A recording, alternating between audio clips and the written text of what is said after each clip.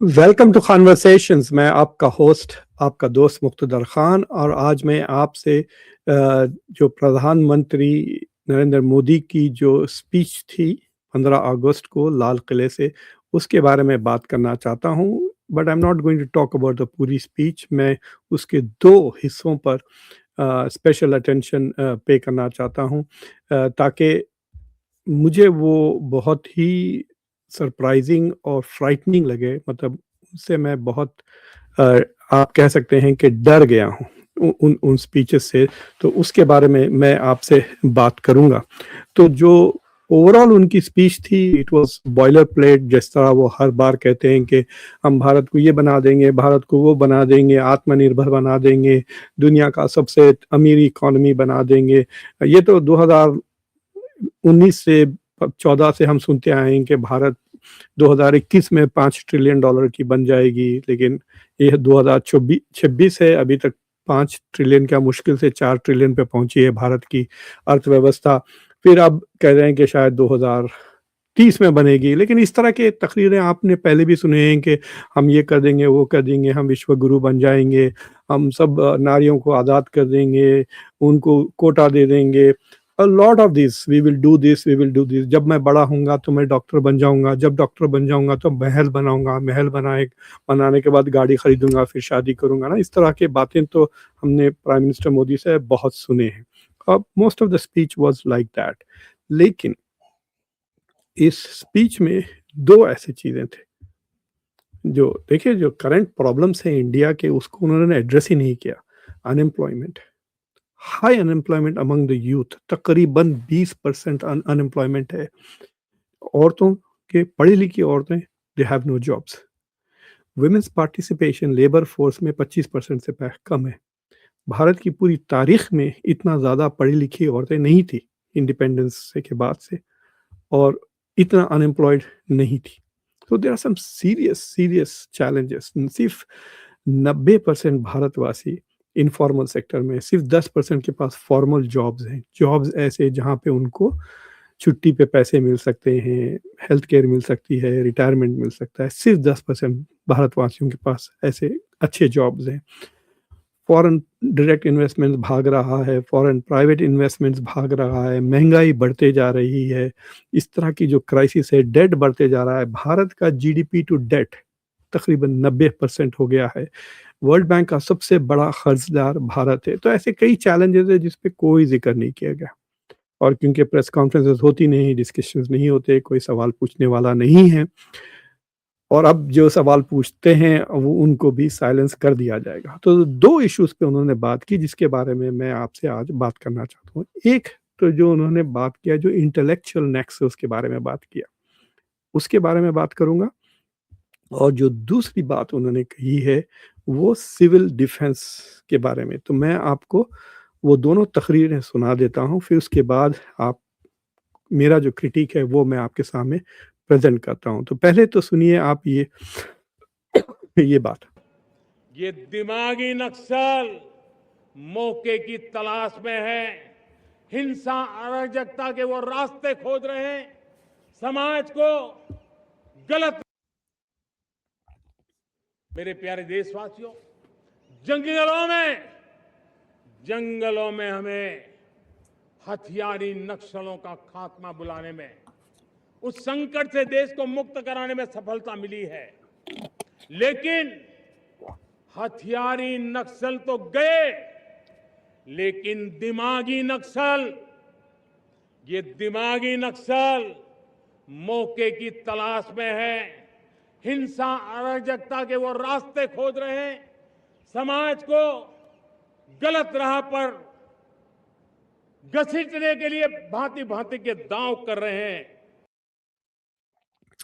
तो ये जो तकरीर है उनकी कि हमने जो फिजिकल नक्सलाइट्स हैं जो जंगलों में रिफॉर्म और सिस्टम चेंज के लिए लड़ रहे हैं, उनको तो हमने ख़त्म कर दिया। ठीक है, they are violence, they are terrorist, domestic terrorist, आपने उनको ख़त्म कर दिया। लेकिन अब वो कह रहे हैं दिमागी नक्सल। दिमागी नक्सल क्या मतलब? जो लोग मोदी को और मोदी का जो विजन है उसको जो चैलेंज करते हैं, जो क्रिटिक करते हैं, जो डिसेंट करते हैं, जैसा मैं कह रहा हूँ कि इन्होंने जो कहा पिछले कई सालों से कह रहे हैं कि भारत $5 ट्रिलियन इकोनॉमी बन जाएगी, तो कोई सवाल उनसे पूछता क्यों नहीं है? मैं पूछता हूँ। तो क्या मैं दिमागी नक्सल बन गया?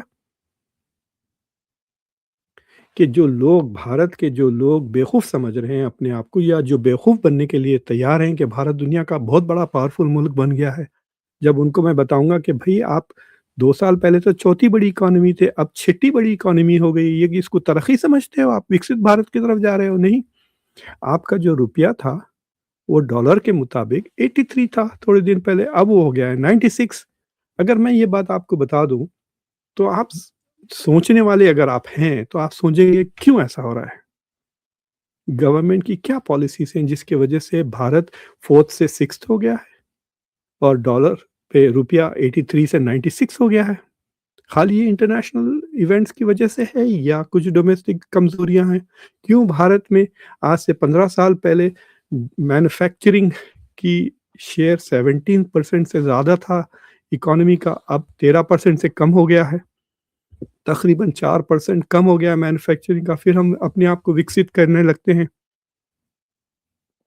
आज से 5 साल पहले, सिर्फ़ 5 साल पहले इंडिया के इम्पोर्ट्स चाइना से 65 बिलियन के थे, अब 130 बिलियन हो गए। हम कैसे विकसित हैं?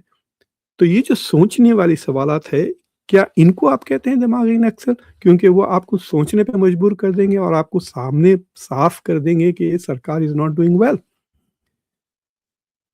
ये सबसे बड़ा खतरा है कि आपकी फ्रीडम ऑफ थॉट, आपका फ्रीडम ऑफ कॉन्शियस और आपका फ्रीडम ऑफ स्पीच छीन लिया जाएगा।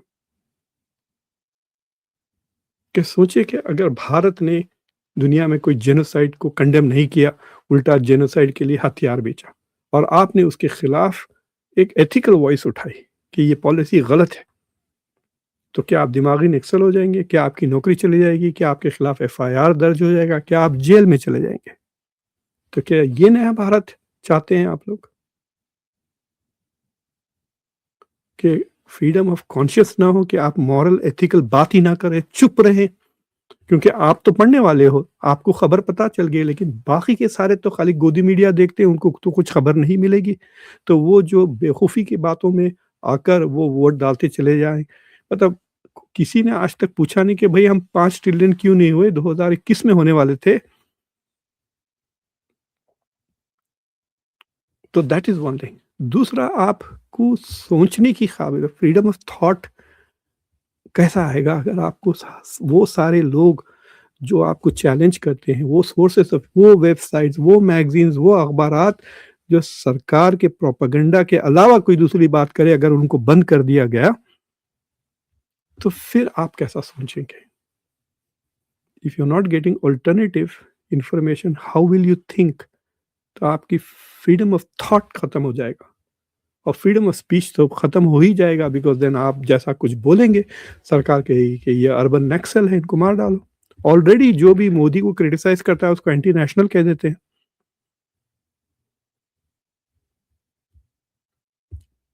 So this country is going in a very, very dangerous thing. ये बहुत ही खतरनाक बात है। पूरी स्पीच में अगर आपको ये बात सुनने में आती है, तो this is against India's constitution. इसमें और भी दूसरी चीज़ें हैं, रिलीजियस फ्रीडम की भी बात अभी मैं कर ही नहीं रहा हूँ।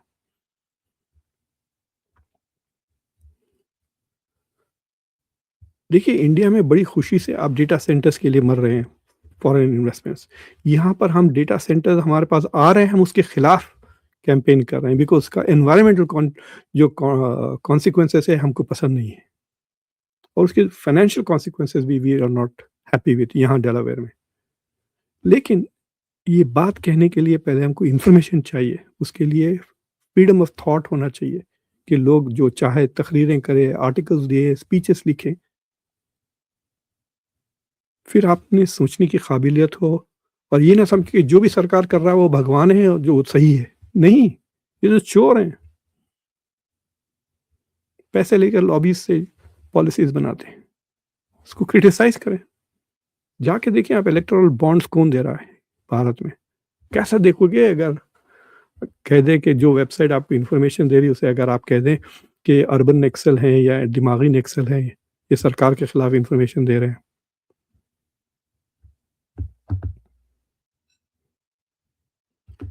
जो तीसरी चीज़ है, फ्रीडम ऑफ स्पीच भी नहीं रहेगी इस मुल्क में, तो फिर क्या फ़ायदा?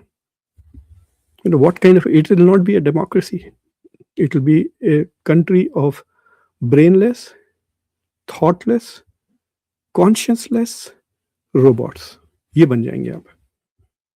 This is very, very scary.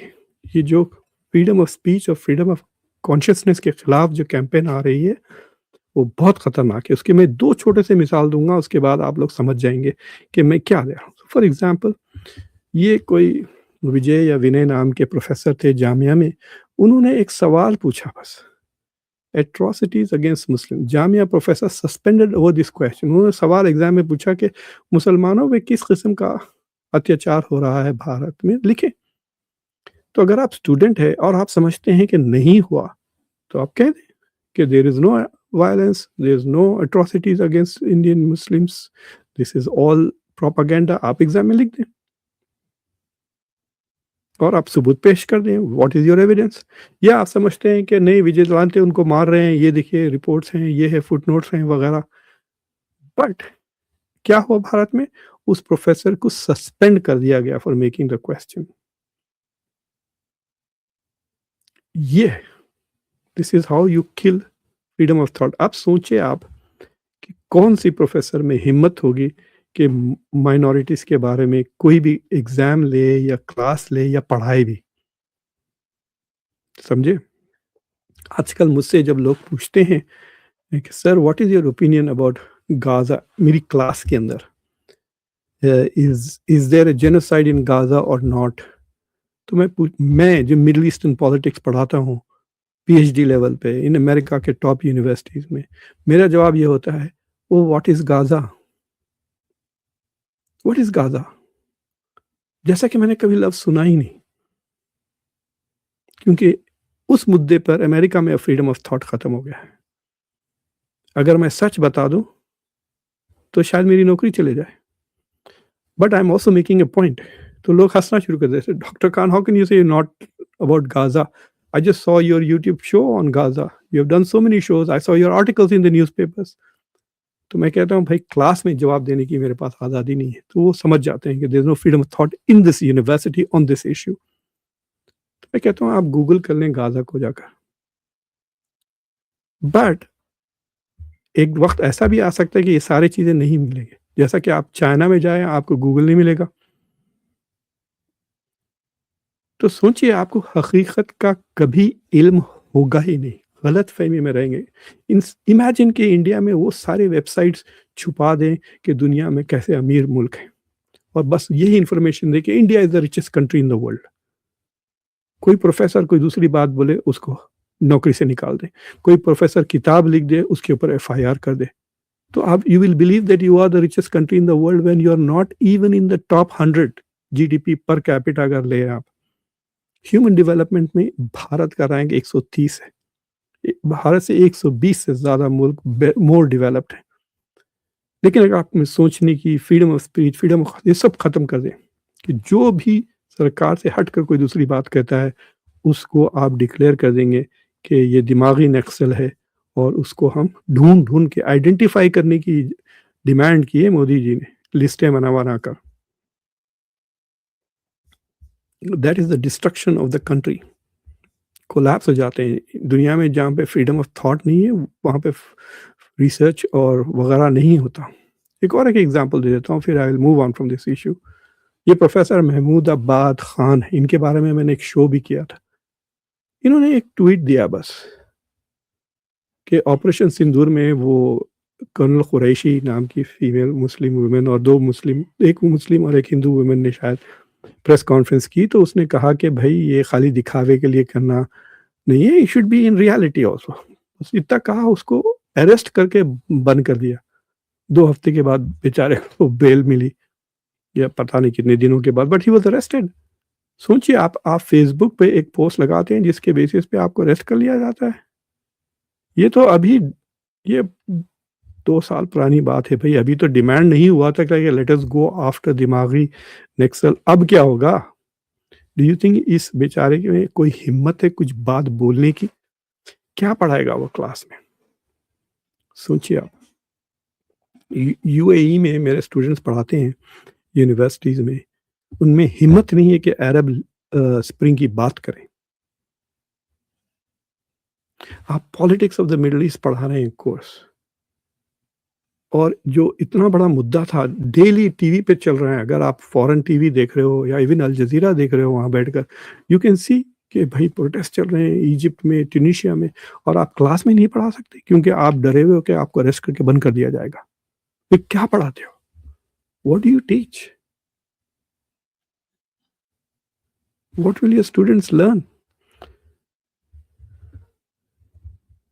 देखिए, जायदादें तो नहीं है, मुझे अपने घर की कीमत देना है, मेरी गाड़ी की कीमत देना है, बच्चों को खाना पिलाना है। अगर मैं डर गया कि मेरी नौकरी चली जाएगी तो फिर मैं क्या सिखाऊंगा, क्या पढ़ाऊंगा? फिर ये बच्चे क्या सीख के निकलेंगे, क्या डिजर्टेशंस करेंगे, क्या रिसर्च करेंगे? You will have mental collapse. ये चीज हो चुकी है इस्लामिक हिस्ट्री में। एक ज़माना था जब इस्लामिक गोल्डन एज में साइंस वगैरह का रिवाइवल धूम से हो रहा था। फिर उसके बाद मुल्लाओं ने कब्जा करके जो क्रिटिकल थिंकिंग ख़त्म की, एम्पायर्स ख़त्म हो गए, कॉलोनाइज हो गया मुस्लिम वर्ल्ड।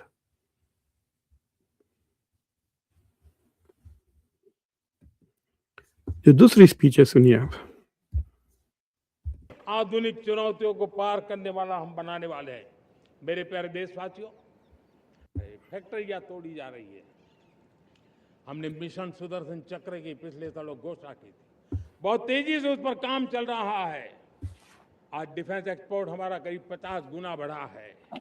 करीब 100 देशों में हमारे अस्त्र शस्त्र पहुंच रहे हैं। वैश्विक पटल पर भारत की प्रतिष्ठा धीरे धीरे बढ़ रही है। देखिए, छोटी छोटी बातें में, जैसा इन्होंने कहा कि हम 50 कंट्रीज को एक्सपोर्ट कर रहे हैं, तो आप अगर ये स्पीच सुन रहे तो आप क्या समझोगे? इंडिया बहुत बड़ा डिफेंस टेक्नोलॉजी का मुल्क है, हम 50 कंट्रीज को वेपन्स बेच रहे हैं। क्या आप जानते हैं कि दुनिया का सबसे बड़ा इंपोर्ट हथियार करने वाला मुल्क भारत है? It is not in the top 10 exporter of weapons. जाके देख लें, आप गूगल कर लें, जाके स्टॉकहोम से जो वेपन्स इंडस्ट्रीज का डेटा था उस पर जाके देख लें, नहीं है भारत टॉप 10 में। सबसे बड़ा इंपोर्टर ऑफ वेपन्स भारत है।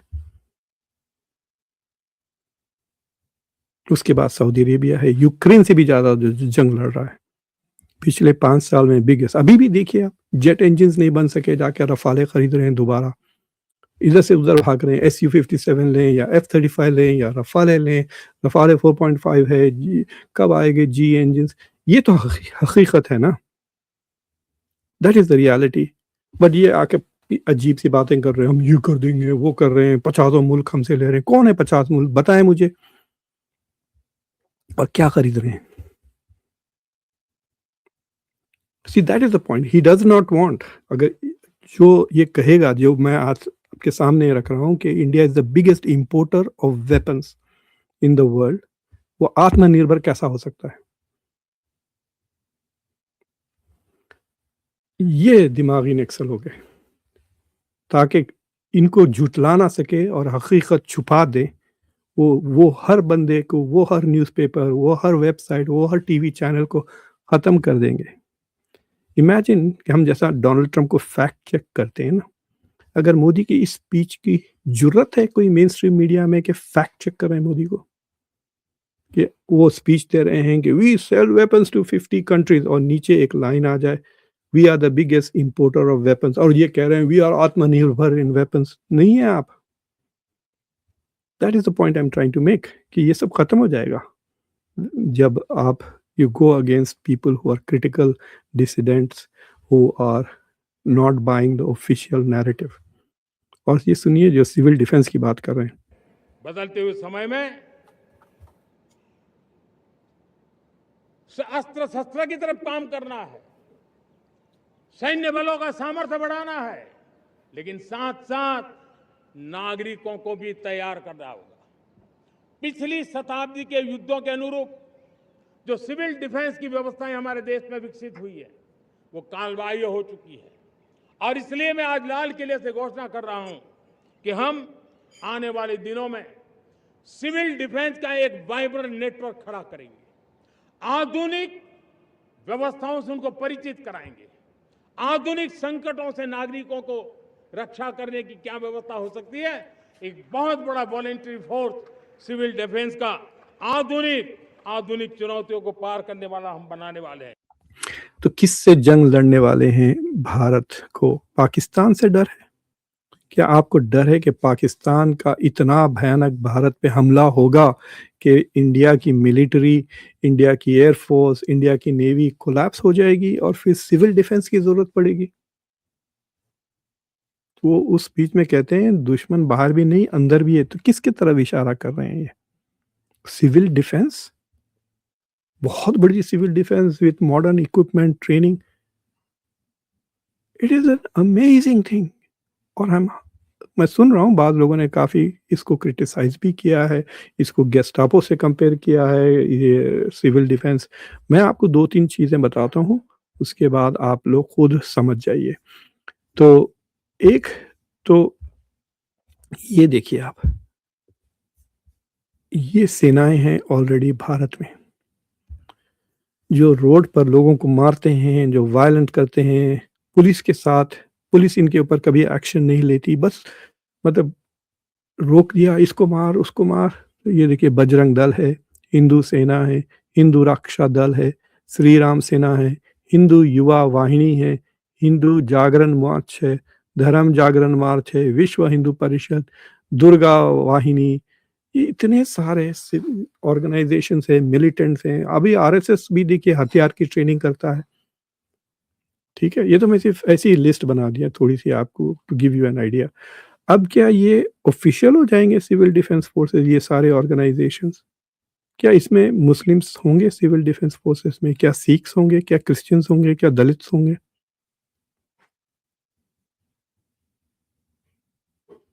और क्या इनको ट्रेनिंग दी जाएंगी? क्या इनको हथियार भी मिलेंगे स्टेट की तरफ से?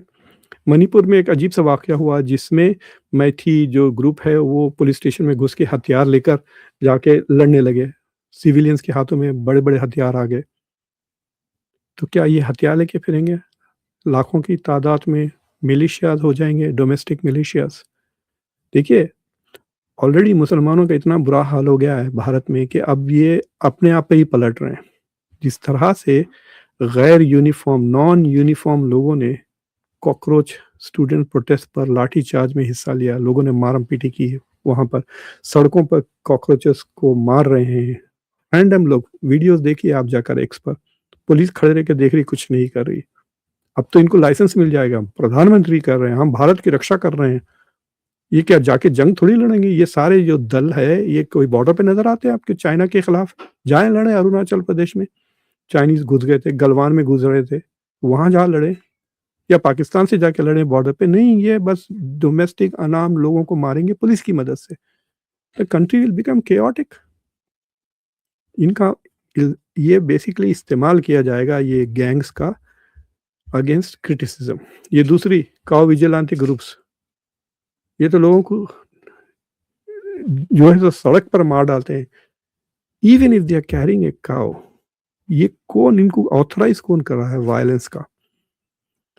मॉडर्न नेशन स्टेट में monopoly should be with the state. ये स्टेट के लोग नहीं है, ये अनएम्प्लॉयड लोग हैं। अगर इनके पास नौकरी होती तो ये फुर्सत नहीं होती ये सब करने की।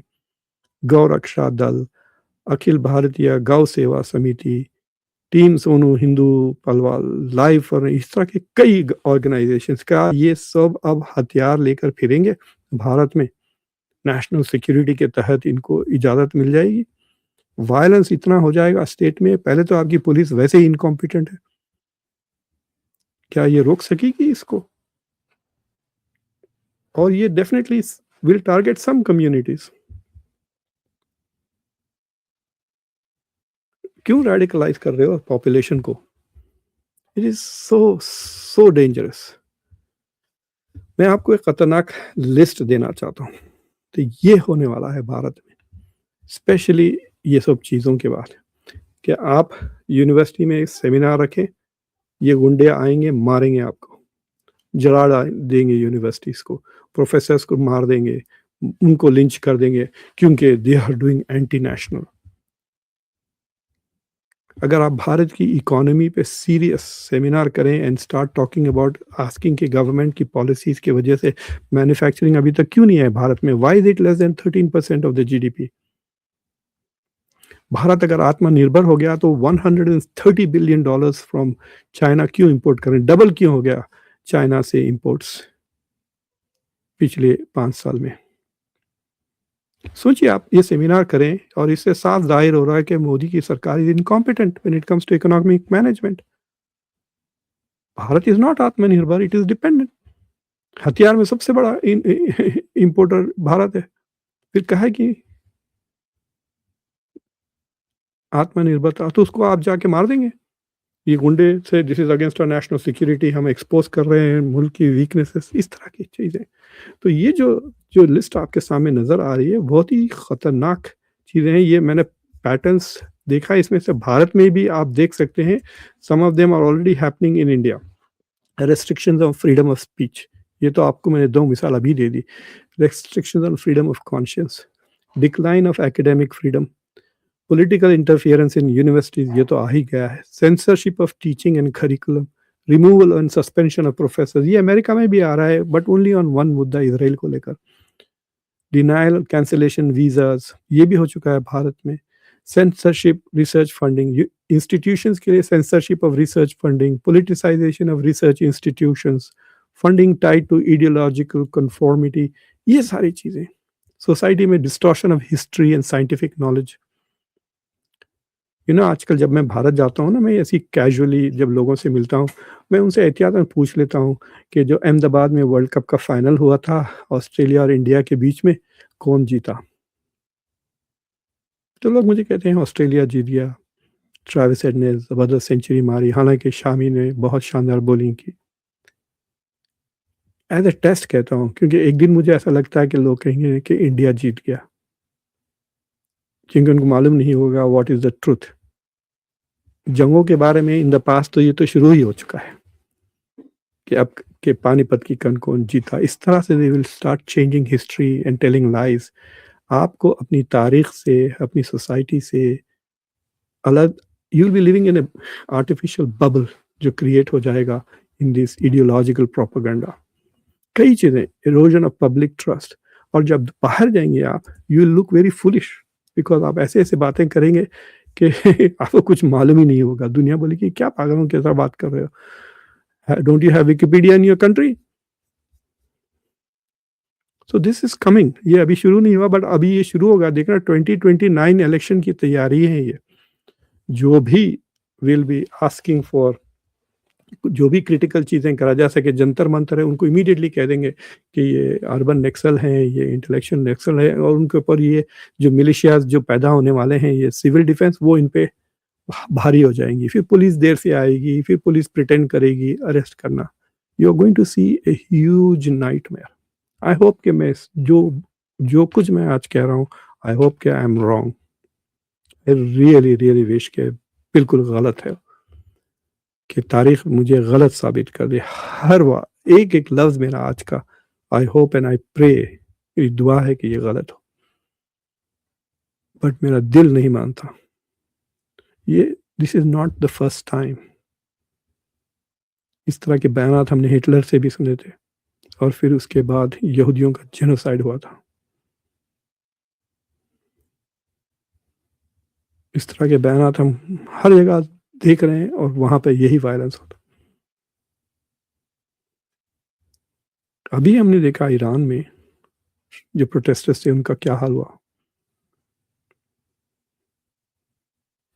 लीडर्स जेल में बैठे हुए हैं, पाकिस्तान में इमरान खान, ट्यूनीशिया में राशिद अल गन्नूशी,